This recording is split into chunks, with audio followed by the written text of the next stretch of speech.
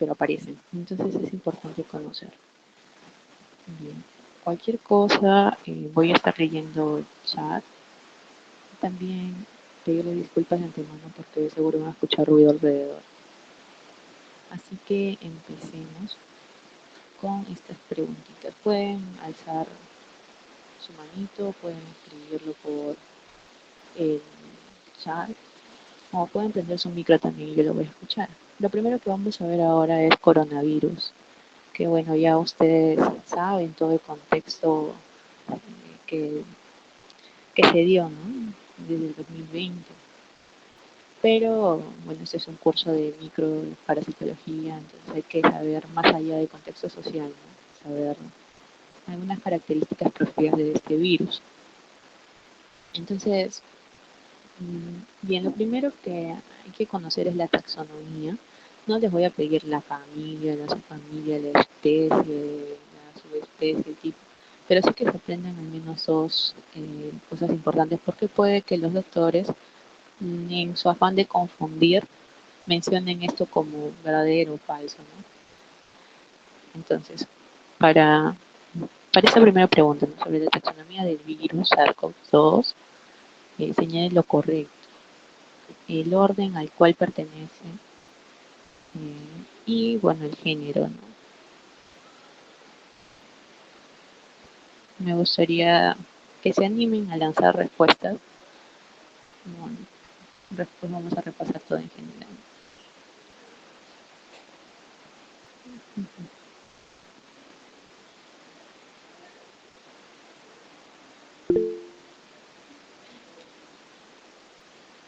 Ya, bueno, para darles un mayor contexto, ya, alguien se aventuraba a decir la A, muy bien, sí, hay otra respuesta. Les voy dando contexto. COVID-19 es la enfermedad como tal, ¿no?, que va a producirnos disnea, que va a generar una alteración a nivel pulmonar, que va a ser detectado a través de las pruebas, ¿no?, el PCR en sus etapas iniciales para ver el virus, o bueno, las serologías para ver los anticuerpos, ¿no?, los famosos IgM y IgG, ¿no? Ustedes seguro les han tomado en la época del COVID una pequeña gotita de su dedo, ¿no?, y salían rayitas para detectar los anticuerpos. Pero el que origina al COVID-19 es el virus SARS-CoV-2, que bueno, está en relación con su hermano el SARS-CoV nada más. ¿Y qué significa SARS-CoV-2, no? Es el coronavirus tipo 2 que va a estar relacionado al síndrome agudo respiratorio, ¿no? Ya veo más respuestas, ya ve, ¿no? Ya. Si bien de repente el orden los puede confundir un poco, ¿no?, lo que no se deben de olvidar es del género, porque eso incluso lo he visto en su PPT, ¿no? El doctor ha puesto dos cuadraditos muy bonitos. El virus SARS-CoV-2 pertenece al género de los beta coronavirus, y de estos beta coronavirus va a salir, ¿no?, el subtipo SARS-CoV-2, el SARS-CoV, el MERS y los demás, ¿no? Beta coronavirus. Entonces, si les aparece algo así, porque aparte del beta está el alfa, el gamma, el delta, no se olviden de beta, ¿no? Acá vamos a ver un poquito sobre la taxonomía, ¿no? Pertenece al reino Riboviridae, al filo Negarnaviricota. Bueno, esto en realidad, bueno, a partir de acá, ¿no? Orden Nidovirales, de la familia Coronaviridae, la subfamilia Coronaviridae. Ya, bueno, acá el género, ¿no? Beta coronavirus, después va a salir el subgénero SARS-CoV-virus, y ese subgénero van a salir muchas cepas, ¿no? Incluso las nuevas cepas, la delta, que no son estas, ¿no?, sino son las que han aparecido, que dicen que sale nuevos picos. Ya, bueno. De acá pues sale el SARS-CoV-2, ¿no?, de los beta coronavirus. Entonces acordarse de eso, de género. Y del orden nidovirales. Ok. La pregunta número 2, que seguro ya la han visto en el PPT, ¿no? Ya, la subunidad tal de la proteína tal del SARS-CoV-2 se une al receptor celular. ¿Cuál es la alternativa correcta?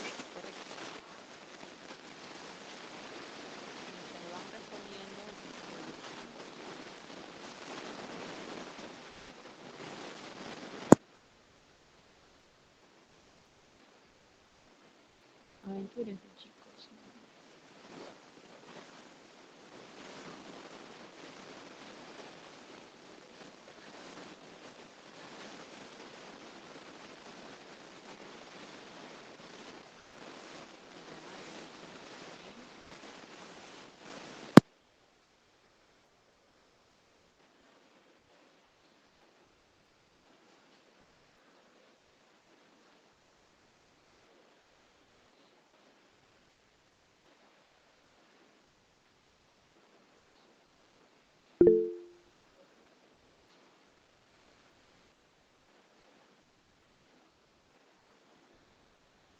Solo una respuesta de 3.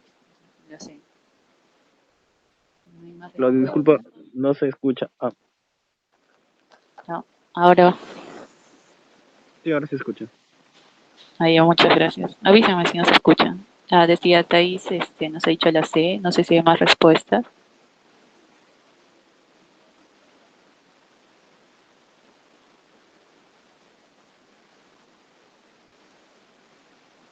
Ya, ok. Entonces vamos a ver, ¿no? Más o menos este dibujo que ven acá trata de esquematizar al coronavirus, ¿no? Para empezar hay que recordar al término corona. ¿Y por qué? Porque justo va a tener la forma de una corona gracias a la proteína que está sobresalida acá, ¿no? Que parece un tenedor. Bueno, vamos a recordar que estos van a tener la proteína M de la membrana, la proteína E que va a formar parte, ¿no?, de la envoltura, la proteína N de la nucleocápside y la proteína S, que es la spike. De cuál es, bueno, todos son importantes, ¿no? Porque si no el virus no lo tendría. Pero nosotros debemos recordar a esta de acá, ¿no? A la proteína S. ¿Por qué? Porque esta proteína es la que se va a unir al receptor celular. O sea, la, por la vía respiratoria alta. Se dice que a través de la deglución o bueno, una aspiración rápida, ¿no?, de estas partículas virales, va a ingresar a los pulmones y ahí va a encontrarse en el alveolo que tienen, bueno, esto es un alveolo, donde estas células van a tener al receptor AC2, ¿no? Van a tener el receptor AC2, que es el receptor de enzima convertidora de angiotensina 2, que va a estar bien presente a nivel pulmonar. ¿Y qué va a hacer este receptor? Bueno, este reconoce, ¿no? Bueno, el spike más bien reconoce y se une al receptor, y esta unión va a desencadenar una serie de procesos, va a hacer que se fusionen ambas membranas y que este material genético, que es un ARN de cadena simple, ingrese a la célula. Y bueno, ya hemos visto, ¿no?, en el repaso de virus, de que una vez que el material genético entra a la célula, la manipula para que empiece a formar sus demás proteínas y siga formando partículas virales, ¿no?, bueno, de virus. Bueno, esta proteína spike va a tener dos subunidades, una subunidad 1 y una subunidad 2, ¿no? Cada una va a tener funciones importantes, pero recordar que la 1 es la que se va a unir al receptor AC2. ¿Y qué hace la subunidad 2? Bueno, la subunidad 2 desencadena una serie de procesos que va a hacer que se formen poros, o sea, que esta estructura, esta envoltura del virus como que se rompa, por así decirlo, ¿no?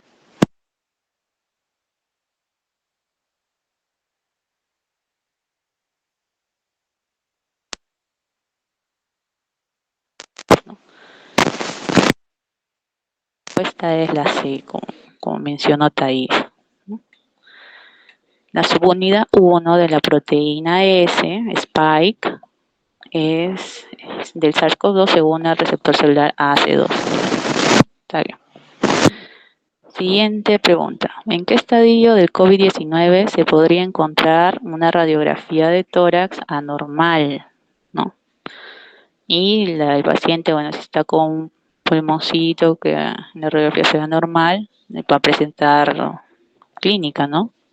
Puede venir con disnea, ¿no? Con dificultad respiratoria, si tú le haces un AGA, ¿no? O le ves su saturación de oxígeno, está saturando 90, 92. En su AGA, menor a 60, la presión arterial de oxígeno, ¿no? Entonces, ¿en qué estadio nosotros podemos encontrar? ¿En la B? Ya, en la B. A ver, yendo más allá, ¿no? Ya la B. Uno siempre debe saber que el estadio 3 ya es porque el paciente está en estado crítico, ¿no? El paciente no estaría en disnea, estaría en una respuesta inflamatoria sistémica. Y bueno, el estadio 1 es una etapa leve, ¿no? Así que sí, la respuesta es la B, pero vamos a ir más allá, ¿no? ¿Cómo se reconoce al estadio 1? ¿Cómo se llama? Es la fase de infección. Fase de infección, donde el virus, bueno, el paciente va a tener síntomas, sí, va a tener, ¿no? Esa tos, ese malestar general, un poco de fiebre, donde el virus va a empezar a replicarse y va a invadir más células. En el estadio 2 ya es la fase pulmonar, ¿no?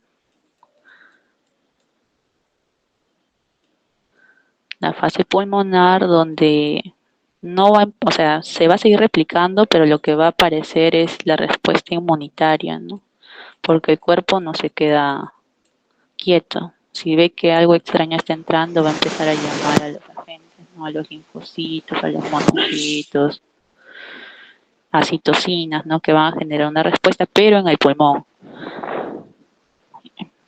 Y ya en el estadio 3 es en la fase de hiperinflamación. ¿Por qué? Porque el AC2, recuerden, no solo se encuentra en el pulmón, se encuentra en varios órganos, en el corazón, el riñón, en varios órganos.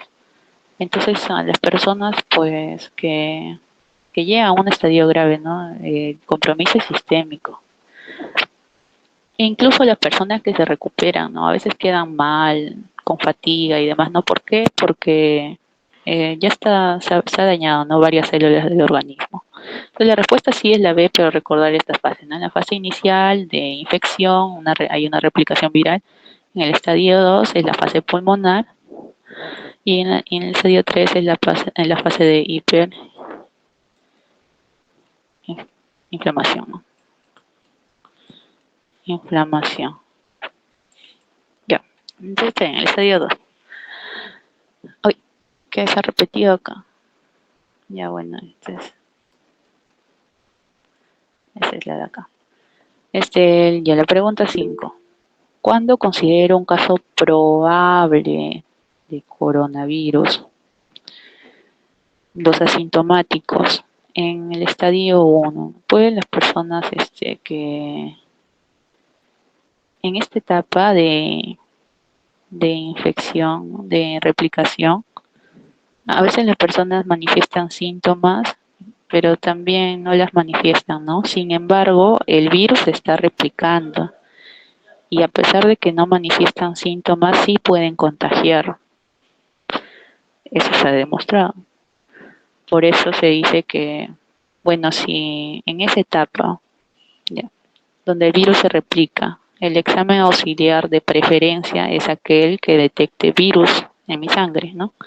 En este caso el PCR, ¿no? Que está dirigido para ver virus. Ya. Si bueno, la persona se hizo un descarte, ¿no?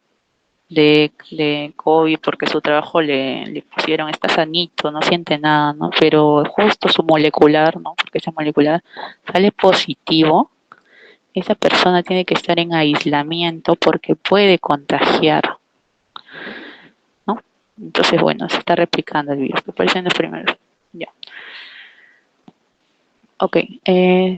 ¿Cuándo considero un caso probable? Estoy diciendo probable, no definitivo, de COVID-19. La D, un PCR positivo y una serología positiva. Y a la D también. Ah, no, la D, no, caso sospechoso más imagen sugestiva. Ya, la D. La D. Bueno, sí, sí, pues, ¿no, chicas? Es la D. ¿Por qué no sería la A? Bueno, laboratorio más nos suena a análisis de sangre, ¿no? Sanguínea. Y en el análisis de sangre nos van a pedir para, como mencioné, ver al virus o ver los anticuerpos, porque el cuerpo también desarrolla anticuerpos, ¿no? Que está el IgM y el IgG. IgG. Ya. Pero cuando yo saco esto, yo no voy a decir que es probable. Yo ya estoy más bien afirmando de que la persona tiene coronavirus, porque ya lo está demostrando de manera directa, viendo al virus, o de manera indirecta, viendo que ya tiene anticuerpos desarrollados contra el virus. Entonces, no, pues, ¿no? Igual que la C dijo de PCR positivo serología, no es probable, ya es definitivo. Y bueno, con una sola imagen no, pues, ¿no? Uno tiene que ver el caso en sí, ¿no? ¿Y cómo vemos el caso? Uno, la epidemiología, los antecedentes, ver si la persona estuvo en contacto con otra persona con positiva y también ver la clínica, ¿no? Presenta disnea, presenta fiebre. Entonces, consideré eso más la imagen sugestiva y yo puedo decir, bueno, esta persona puede tener COVID. Y ya, bueno, para confirmarlo le pasaría a hacer esto de acá, ¿no? Que es los análisis de laboratorio como tal. Ya. Y en la última pregunta que también vi que les pusieron en su PPT de COVID, quizás les venga de pregunta porque es interesante conocer esto. Es aquel que se considera una variante, ¿no? Y esta respuesta me gustaría que le escriban con sus propias palabras o que si se animan, pues que lo mencionen en voz alta. ¿Y por qué? Bueno, es importante conocerlo porque de acá podemos entender, uno, las múltiples cepas que existen ahora de COVID, ¿no? Hemos visto la cepa, la Omicron, la Delta, la peruana, y la nueva que ha salido, que ahora son 3 días, que antes eran 5. Y no solo vamos a poder entender esto, sino también las vacunas. Bueno, más o menos en relación. Para conocer qué es la variante, primero hay que saber qué es la mutación. No hay respuesta incorrecta por si acaso, por eso me gustaría que escriban qué es variante. Mutación.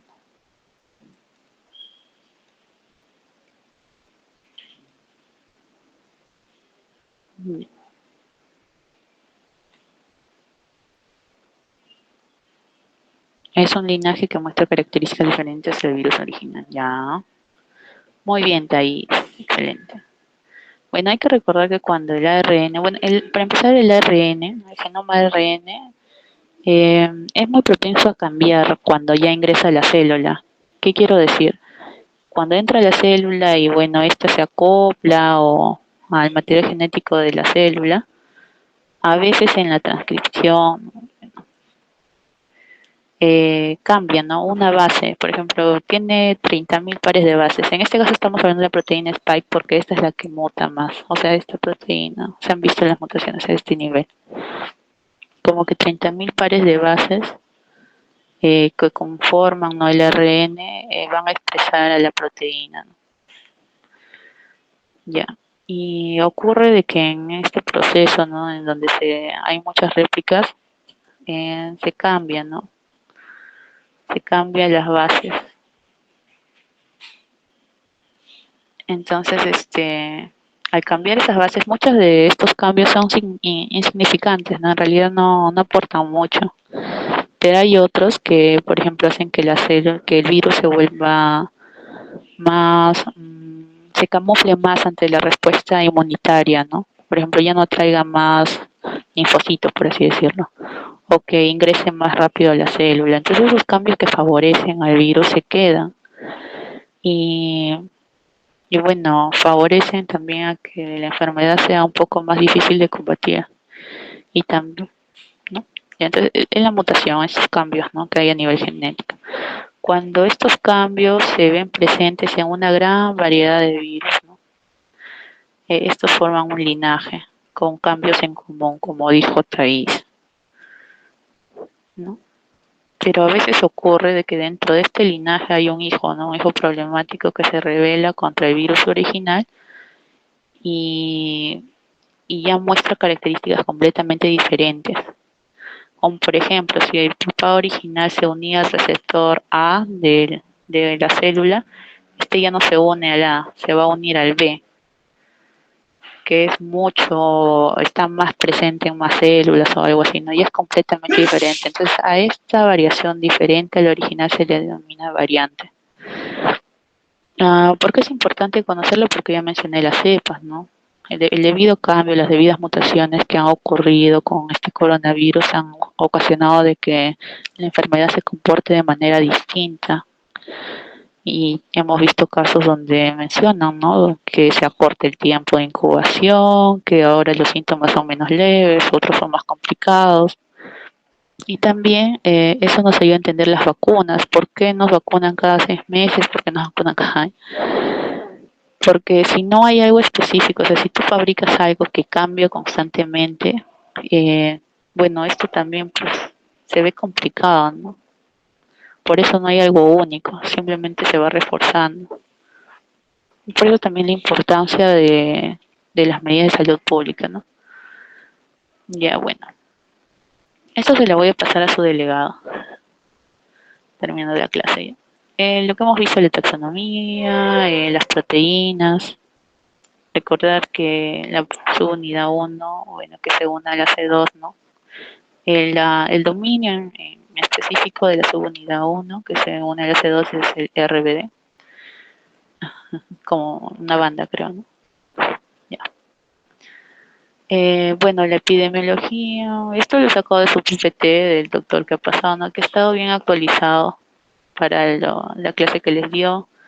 Eso también recordar, ¿no?, que la transmisión se da de persona a persona, por eso la importancia de la mascarilla, ¿no? Las microgotas, que son mucho más grandes porque es algo más cercano, y pues no la transmisión por el aire, que son las partículas que aún quedan. El periodo de incubación en promedio 15 días, la patogenia, bueno, recordamos que toda la respuesta inflamatoria, ¿no? Todo se deriva de allí. Una vez que el virus ingresa a la célula, lo que va a producir es que se liberen citocinas que van a dañar el endotelio vascular, ¿no? Van a producir vasodilatación. Y si tú dañas la pared, y acá corre sangre, ¿no?, líquido, lo que va a pasar es que se va a extravasar el, con el líquido, o proteínas incluso que van a jalar más agua. Entonces, esto va a empezar a llenarse de agua y por eso vamos a tener lo que son las fugas vasculares, los angioedemas, ¿no? Y muy aparte de eso, si tú dañas las células, el endotelio, también vas a activar factores de coagulación, ¿no?, porque estás dañando y el mismo organismo libera sustancias para detener, en este caso, la ruptura, ¿no? Se forman trombos y también se ha visto que hay una trombosis, ¿no? Por eso a los pacientes también se les daba heparina, le inyectaban, ¿no?, a los complicados con COVID, para evitar justamente eso. Bueno, sale, ¿no?, fuga el agua, y lo que va a sentir el paciente es que se va a ahogar, ¿no?, porque su alveolo, que debería estar libre, ahora está ocupado.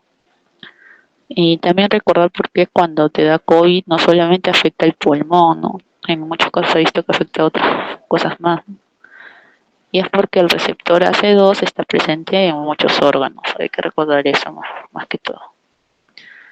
Bueno, las fases, ¿no? La infección inicial, donde vamos a tener una replicación viral alta. Luego vamos a tener la respuesta, la fase pulmonar, ¿no?, sin hipoxia e hipóxica. Y la inflamatoria. Primero el virus se replica, eso todo virus hace, ¿no?, se replica, y luego se activa el sistema inmunológico. Y bueno, el sistema inmunológico, muy aparte que defiende, también a veces no se mide y nosotros salimos dañados de ahí, ¿no? Entonces, empeora la situación si se mantiene. Bueno, esto ya también lo hemos visto. Esto me pareció muy interesante, recuerden, ¿no? Para el diagnóstico de COVID, recordar la situación, antecedentes, la clínica y exámenes auxiliares. Y esto es lo que también hemos visto, la mutación, el linaje y las variantes. Acá podemos ver, ¿no?, la cantidad de variantes que se han dado, ¿no?, que se comportan de manera diferente a la original y pues favorecen, ¿no?, a que la enfermedad sea un poco más agresiva. Y bueno, las vacunas, ¿no? Estas vacunas que, ¿cómo se llama la vacuna? La Pfizer, ¿no? Donde agarran, en este caso, la proteína Spike, ¿no? Y bueno, a través de un proceso donde solo usan, ¿no?, la expresión de esta proteína, generan vacunas. Esta expresión se va a inyectar a la célula y la célula va a expresar solo la proteína Spike, ¿no? Y va a estimular la formación de anticuerpos. Y eso nos puede ayudar. Pero como hemos visto, pues las mutaciones están presentes, ¿no? El gran problema del COVID. Ya. Ahora los priones. Ya. Les he puesto una sola pregunta porque me parece que esta pregunta ya contiene todo lo que deben saber priones y es lo que vino en un examen pasado. Van dejando sus respuestas. Acá hay un meme, ¿no? Mi única neurona dándome ánimos para el examen final. Ya mañana es examen, entonces estudien, amanezcanse si se tienen que amanecer. Ok, dice, el curo, ¿no? El curo es una encefalopatía espongiforme identificada en nativos de Papua Guinea, originada por una proteína con plegamiento anormal transmisible. Sobre el curo marca el verdadero. El periodo de incubación es corto, el endocanibalismo contribuyó a la expansión de la enfermedad. En su conformación patogénica presenta más hélices alfa que beta. Son altamente sensibles a las proteasas y la proteína PRPC se codifica en el cromosoma 10. Ya, muchos dicen la B, pero no hay B, ¿no? No sé de dónde sacan la B. Mentira, la segunda. Otra, todos consenso único que es la B. Ya, cuando uno lee la palabra encefalopatía espongiforme, hay que recordar a los priones. ¿Y qué son los priones? ¿Qué son los priones, chicos? ¿Son virus? ¿Son de repente bacterias? ¿Qué son? Los priones son proteínas infecciosas que van a ocurrir debido a una mutación o modificación de una proteína normal, ¿no? Acá se menciona la proteína normal. Esta está presente en la mayoría de células del sistema nervioso y esta se codifica a través del gen, del cromosoma 20, ¿no? En el cromosoma 20 hay un gen que va a codificar la proteína PRPC que tiene una función normal, ¿no? Está relacionada a la apoptosis, tiene funciones normales que cumplen la célula, ¿no? Acá está, por ejemplo, una célula, imaginemos, que tiene a la proteína PRPC. Esta proteína PRPC va a tener entre sus componentes cadenas alfa y cadenas beta, por así decirlo. Pero en gran mayoría cadenas alfa, más de un 40%. Y proteínas beta, pero en un 3% o menos, ¿no? ¿Qué va a ocurrir? Que se va a formar un isómero, ¿no? Va a ocurrir una alteración a nivel de esta proteína y va a aparecer la proteína priónica. Bueno, esta es una proteína priónica normal, ¿no? Va a aparecer el prión PRPSC, la cual va a tener más porcentaje de, de esta cadena beta, ¿no? de estos hélices beta, un 43%, más de 40%, que las hélices alfa. ¿Y qué va a pasar? Que estas hélices beta no van a ser degradadas a comparación de las alfas, ¿no? Por lo tanto, ¿qué va a ocurrir? Y aparte, estas hélices beta tienen como que la propiedad de que se plegan. Como no pueden ser degradadas, rotas, ¿no? Uno que van a permanecer, o sea, la célula no va a poder eliminarlas y van a plegarse. O sea, esta se va a unir a la de acá, según la teoría, ¿no? Dice que aparece una, se une a una normal y ya va a empezar a alterar la estructura de la normal, ¿no? De la PRPC. Entonces, es como el mal amigo, ¿no? Un mal amigo se te junta y bueno, si tú no eres fuerte, ya te comportas como él. Entonces va a empezar y aparte de este gen, bueno, va a seguir codificando más estas proteínas normales, pero al unirse, ¿no? Y al seguir como que influenciando en estas proteínas y transformándolas en unas que no se degradan y se plegan, lo que va a ocurrir es que haya más de esto, ¿no? Y bueno, este proceso puede durar años, ¿no? Incluso hay enfermedades que duran más de 30 años. Eh, bueno, como mencionaba, las beta, eh, ya bueno, imaginemos que esas son las hélices alfa, ¿ya? Y este bolita son las hélices beta. Y lo normal es que haya más alfa. Pero ¿qué ocurre en una PRPSC? Que hay más beta, así ya una cadena de bolas. ¿Y qué va a pasar? Que se va a unir, ¿no? Uno que no se degrada y encima que jala más proteínas PRPC. Entonces se va a formar como capas y demás, ¿no? Y van a empezar esto va a estar dentro, ¿no? De la célula, de la neurona y va a formar vacuolas, ¿no? Llenas, grandes, que no van a ser degradadas, ¿no? Entonces lo que nosotros vamos a ver a nivel de microscopio son neuronas vacuolizadas, que le van a dar una forma de esponja, ¿no? Que ahorita vamos a ver la imagen. Y bueno, este cúmulo puede durar años, por lo tanto no es corto, la incubación es largo. La conformación patogénica de más élites alfa no, que al contrario, las beta es el problema. Y son sensibles a proteasas, no, pues no, porque si fueran sensibles a proteasas ya las degradarían allí nomás. Bueno, cromosoma 20. Entonces, esto, ¿no? Ya. Y bueno, van a generar enfermedades. Si afectan el sistema nervioso, porque hay más presencia de en el sistema nervioso, ¿qué es lo que va a tener el paciente? Un deterioro de conciencia, ¿no? Que le puede llevar a la demencia y también problemas de la coordinación, ¿no? Ataxias. Va a empezar a caminar mal, medio raro. Ataxia. Demencia y ataxia. La mayoría va a tener eso. Recordar eso, ¿no? Porque afecta el sistema nervioso central. ¿Y cómo se transmite? Bueno, uno que puedes heredar, algo así. Bueno, mencionan que hay una forma de heredar según el Murray, pero recordar la más importante que es que por el contacto.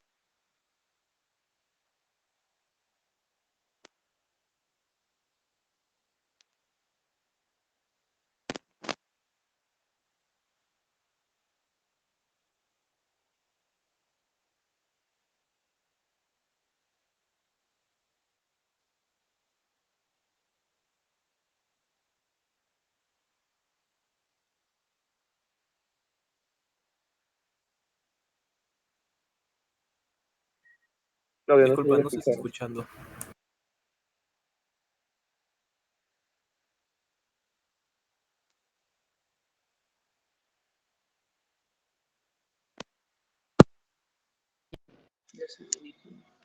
¿Desde qué momento no se escucha?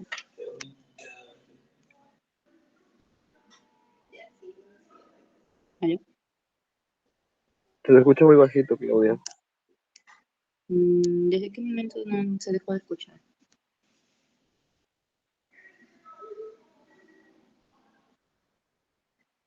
Sí, te sigue escuchando bajito. Voy a volver a entrar, ¿está bien?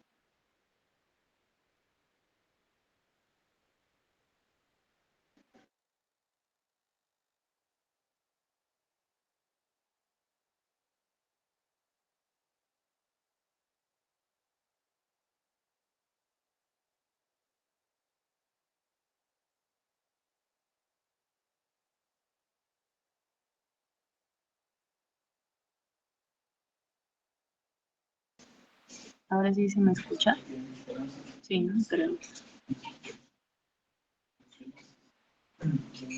A ver si me confirma que se me escucha bien.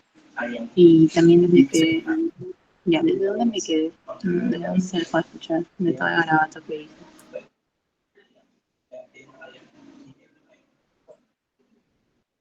O no se escucha nada. Sí, ya se escucha mejor. Ah, ya.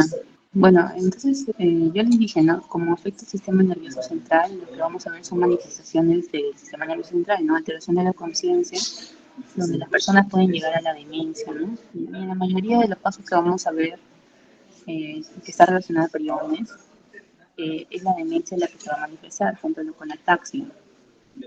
Y bueno, la transmisión, Murray dice que hereditario puede ser, pero recordar más que todo el contacto, ¿no? Con sangre contaminada, con material, con priones presentes. Ah, y algo importante que les estaba diciendo es que como son proteínas, no van a generar una respuesta inmunológica. Entonces esto es algo real para nosotros, pero a favor de eso, ¿no? Porque va a favorecer justamente de que la incubación sea larga, porque no hay algo que lo ataque. Y por lo tanto, la persona va a empeorar, pero como que ni lo sientes, ¿no? Y si son abuelitos, vas a pensar de que es una demencia propia de la edad o algo así. Pero, pero no, puede ser. Y por lo tanto, las encefalopatías que va a generar, si tú les haces un líquido cefalorraquídeo, no vas a encontrar osmosis y eso, ¿no? Entonces el diagnóstico también tiene que ser bien acompañado de una buena clínica, ¿no? Como que ya descartando todo. Bien. Este es el resumen de priones, ¿no? Eh, Recordar que son partículas infecciosas proteicas. Recordar también que son resistentes a los métodos de contaminación y esterilización. Nada lo mata, entre comillas. Pero sí, algo mencionan en su PPT que pueden ser decontaminados con NaOH, ¿no? Con dióxido de sodio o autoclave a 132 grados centígrados por 4.5 horas, ¿no? Mira todo lo que hay que hacer para decontaminar materiales todavía, ¿no? Porque a la persona no le vas a meter a este grado. Ya, entonces quizás les vengan su examen y eso, ¿no? Más recordar. Bueno, no tienen ADN porque no son negros, por lo tanto no hacen efectos psicopáticos, por lo tanto no hay una respuesta inmunitaria, no generan inflamación y son invisibles al microscopio electrónico, ¿no? Acá está mejor la estructura, ¿no? De la proteína normal, ¿no? La proteína priónica, ¿no? La PRP-C, que en su mayoría está compuesta por estructuras de alfa hélice, ¿no? Y beta también, pero en menor porcentaje. Y bueno, es monomérica, es globular, es soluble y es sensible a la proteasa, no se va a poder degradar. Y bueno, generado por el gen PRNP de cromosoma 20. Bueno, pero va a ocurrir un cambio, ¿no? Informacional donde va a predominar la hoja plegada beta, ¿no? Esta estructura terciaria. Y esto es lo que va a darle la propiedad de ser insoluble, de que sea resistente a la proteasa y que bueno, se formen lo que son los agregados, ¿no? Las fibrillas de amiloide que también se mencionan, que va a empezar a unir más y esto pues, se va a acumular en las neuronas y es lo que vamos a ver acá, ¿no? Neuronas vascularizadas en forma de esponja, por eso se llama encefalopatía esponjiforme, pero esto es cuando ya tenemos una muestra de biopsia. Recordar eso, ¿no? ¿Y quién ocasiona? Los priones.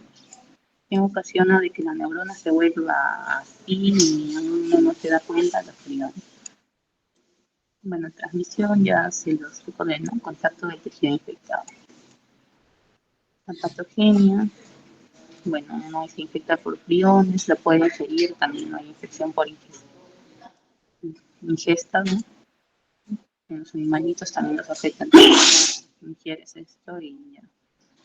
Esto va a primero a camuflarse en los nódulos, ¿no? Linfoides, y va a encontrar la manera de llegar a nivel neuronal, ¿no? Y bueno, es aquí donde va a empezar a afectar las proteínas clónicas normales y esto va a llevar a que la neurona pues, se llene de estas partículas, se vaporice y no solo estas, sino células adyacentes a la glía, ¿no? Y ocurre una neurodegeneración. Bueno, hay que recordar las enfermedades que están relacionadas a esto. En humanos, la enfermedad de Creutzfeldt-Jakob, el síndrome de Halsman-Strauss-Ders, el insomnio familiar mortal y el puro, ¿no? Que es el puro, que es la que viene la pregunta. Veo que más PPT es dedicado suficiente al Creutzfeldt-Jakob. Entonces recordar esto, ¿no? En animales también es la que causa la famosa enfermedad de las vacas locas, ¿no? Que es, bueno, es una encefalopatía espongiforme bovina, ¿no? Ya saben por qué espongiforme, esponja. El escrapio, la tembladera y también la caquexia crónica en ciervos, aves y mulas. Y bueno, como ven acá, pues la mayoría tiene la demencia y la ataxia como manifestación clínica. Y en la enfermedad de Creutzfeldt-Jakob se da en menores de 60 años y la duración de un mes, incluso a 10 años, ¿no? Bueno, recordar ello. Con eso acabamos prione y pasamos al último tema, que es enfermedades emergentes y reemergentes. Bueno, ahí sí vi más preguntas en planchitas anteriores. Entonces hay que ver esto. Bueno, para empezar, las enfermedades emergentes y reemergentes hay que saber uno qué significa, ¿no? Primero reemergentes, ¿no? La re es como que repetición. Son enfermedades que supuestamente ya han cesado, ¿no? A través de la vacunación, una gran campaña, son enfermedades que atacaron a una población en un tiempo, pero han ido cesando por las medidas que se han tomado, pero que vuelven a reaparecer después de un largo tiempo. Ejemplo de estas, la TB, la malaria, el dengue, la fiebre amarilla, la leptospira, no hay más todavía. No solamente bacterias, virus, sino también hongos, que pueden originar enfermedades que antes eran presentes y ahora no, pero que vuelvan a aparecer. Un ejemplo es la rabia, ¿no? Que apareció también. Hemos visto que después de años no aparece y ha vuelto a aparecer este año un caso. Otro que les puede venir es el sarampión, ¿no? ¿Por qué enmarcaron sarampión, rabia como que un tema aparte? Porque son enfermedades que supuestamente están extintas por las vacunas, ¿no? O sea, si uno le da sarampión, a un niño, es porque no lo han vacunado. Y eso es algo grave, porque es una enfermedad mortal, ¿no? Y las emergentes son aquellas que aparecen por primera vez, las describen por primera vez y aparecen en nuevas áreas geográficas, ¿no? Se dice que ocurren dentro de las 2 últimas décadas. ¿Y cuáles son estas? Pues el VIH, el SIDA, el SARS-CoV-2, el virus del Nilo Oriental y el virus del ébola, por mencionar. ¿Qué factores van a hacer de que aparezcan y vuelvan a aparecer estas enfermedades? Varios factores, ¿no? Principalmente los ambientales. ¿Por qué los ambientales? Porque estos van a modificar el comportamiento de virus, bacterias, ¿no? Hongos. Y estamos viendo en el cambio climático, que haya, por ejemplo, mayor humedad en zonas donde antes no los había, favorece que tengan más mosquitos, ¿no? Por así decirlo, ¿no? Favorece el hábitat de los vectores o incluso de las bacterias, ¿no? Y eso ahí favorece también al contagio, ¿no? O que haya pues deforestaciones, que animales que tengan ciertas enfermedades salgan de sus hábitats y empiecen a contagiar, ¿no? Se debe también a factores ambientales, ¿no? Malas condiciones atmosféricas, los ecosistemas que cambian, ¿no? Los sociales también juegan un importante papel, ¿no? La demografía, qué personas pues empiecen a, uno, invadir más zonas ambientales, ¿no? Rurales, quitando el ecosistema animales. Allá producen alteración y también el comportamiento de la persona, ¿no? Bueno, se mencionaba con el COVID, que bueno, se dijo, ¿no? Que era porque los mercados tenían comportamientos insalubres, ¿no? Con la venta de animales o el consumo de estos que no debería dar, ¿no? Como si era. Bueno, el verdadero o falso se dio que había venta, ¿no? De animales salvajes. Y acá en el Perú no es ajeno a eso, ¿no? Entonces, simplemente este hecho de sacar a un animal de su hábitat y exponernos a los virus que son propios de los animales, a que haya un contagio, ¿no?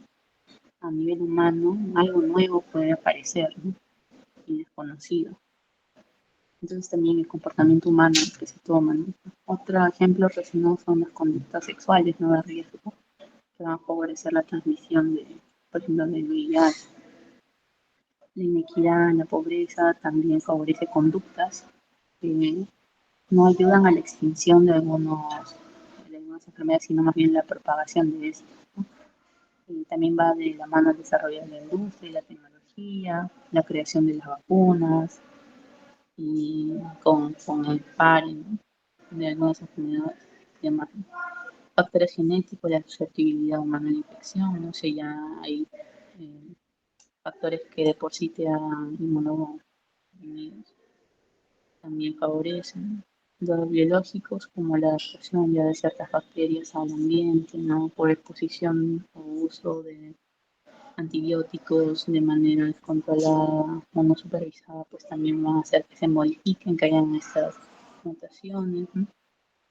Y pues sea más difícil de combatirlos a futuro, ¿no? Los políticos, que son las medidas de salud pública, recuerda que estos son importancia de salud pública porque no solo, bueno, no solo están presentes a nivel de un país, ¿no? Por ejemplo, en el caso de las enfermedades emergentes, ¿no? Que afectan, bueno, afectaron, afectan grandes regiones, ¿no? Continentes incluso. Entonces es algo importante para la salud pública y también la pobreza. ¿Qué hacer? Importancia de la vigilancia epidemiológica, que quiere decir que el seguimiento, primero, identificación de la persona sospechosa, ¿no? Luego, la detección y el diagnóstico oportuno, el aislamiento del caso y el seguimiento de este. Bueno, para la confirmación se necesitan los exámenes de laboratorio, ¿no? Ver, muchos de ellos se puede detectar con, con exámenes moleculares, ¿no? Para ver directamente al virus. Entonces, la vigilancia epidemiológica y los exámenes de laboratorio no solo a las enfermedades emergentes, ¿no? Sino a nivel de las enfermedades infecciosas como tal. Bien, acá hay una estadística que pusieron en su PPT, ¿no? Que el 75% de las enfermedades emergentes son zoonosis, el 84% de estas son enfermedades transmisibles, también son zoonóticas. Y la zoonosis es una enfermedad que ha pasado por un animal y bueno, hay una relación entre animal y persona, ¿no? Y si el animal pues, tiene un papel importante en la emergencia de enfermedades transmisibles, entonces hay que tener enfoque que involucren el control sanitario del animal. Por eso viene el enfoque One Health o una salud que va a unir disciplinas que involucren uno, el cuidado ambiental, dos, el cuidado humano y también el cuidado animal, ¿no? Con uno, la vigilancia, la protección, ¿no? El cuidado adecuado, cuidando también el hábitat, no favoreciendo vectores y demás. Y también viendo a la persona humana y quizás el contexto que pueda favorecer que haya estas infecciones, ¿no? Entonces también esto lo mencionan en su BPT y recordarlo, ¿no? ¿Por qué es importante? Porque hemos visto que a nivel de estadísticas las enfermedades están relacionadas con la zoonosis, ¿no?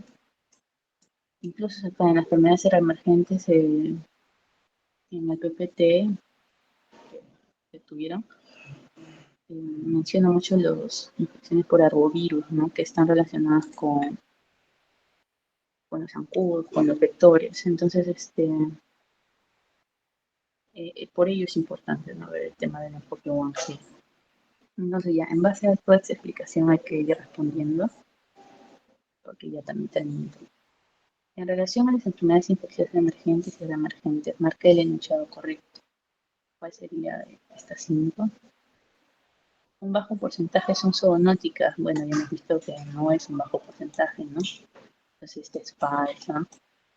Son referidos a enfermedades que no son un problema de salud pública, no, contra falso, ¿no? Vemos que afecta a nivel nacional, local, mundial, dengue, regional. Comúnmente no es importante la vigilancia epidemiológica ni el diagnóstico de autoridad contra falso, no lo duden, ¿no? Es importante. Existen diversos determinantes, ¿no? Sociales, demográficos, económicos, que pueden explicar el incremento de enfermedad falsa, no, verdadero. Y pues no hemos visto que hay varios factores que están relacionados con el incremento de enfermedades. Y bueno, en la salud pública recomendamos el diagnóstico clínico ya. Esto porque es falso, porque muchas de estas enfermedades van a ocasionar un síndrome común, ¿no? El síndrome febril. Entonces, tú con el síndrome febril puedes decirme cuál es el agente etiológico. Ya te aventuras por dengue, ¿no? Y si no es dengue, yo trato de dengue. Ya, fiebre amarilla. Si no es fiebre amarilla, si es leptospira, no. Y entonces, por el simple hecho de diagnóstico sindrómico o clínico, no, no es recomendable guiarnos solo por eso, ¿no? Por eso es importante confirmarlo con laboratorio. Mi siguiente pregunta. En relación a las enfermedades infecciosas, emergentes y reemergentes, el enunciado correcto es: la mejor estrategia para la vigilancia y control de estas enfermedades es el diagnóstico etiológico. Bueno, ya lo mencioné, ¿no? No. Que tú descubras cuál es, esperas todo un proceso para diagnosticarlo de frente. Hemos visto que el manejo va más allá, ¿no? Involucra factores y también el sarampión sigue siendo un problema de salud pública en el Perú. No, falso. ¿No? Supuestamente está erradicado. Que tenga sarampión es un caso raro. En la actualidad se considera un problema de pública nacional e internacional. Sí, ¿no? Ya hemos visto que es así. La estrategia de inmunización no ha demostrado utilidad para el control de enfermedades transmisibles y de importancia de salud pública alta, ¿no? Como hemos visto, la inmunización ha ayudado más bien a erradicar algunas enfermedades, como el sarampión, ¿no? Acá está. Entonces, recontra falso. Y las diversas enfermedades infecciosas aparecen independientemente de los avances tecnológicos, no. Hemos visto que están relacionados también al desarrollo de la industria y la tecnología, el desarrollo de ciertos avances que favorecen o no el tema de la aparición de estas enfermedades. Y ya, bueno, chicos, eso sería todo por estos 4 temas que me tocó a mí poner. No sé si hay preguntas. Si no las hay, daría pase a mi compañero Alex, que está presente. Voy a pasarle esto a su delegado. Es corto, es breve. Si lo van a observar, tienen que hacerlo en Zoom. Y eso sería todo, chicos. Gracias.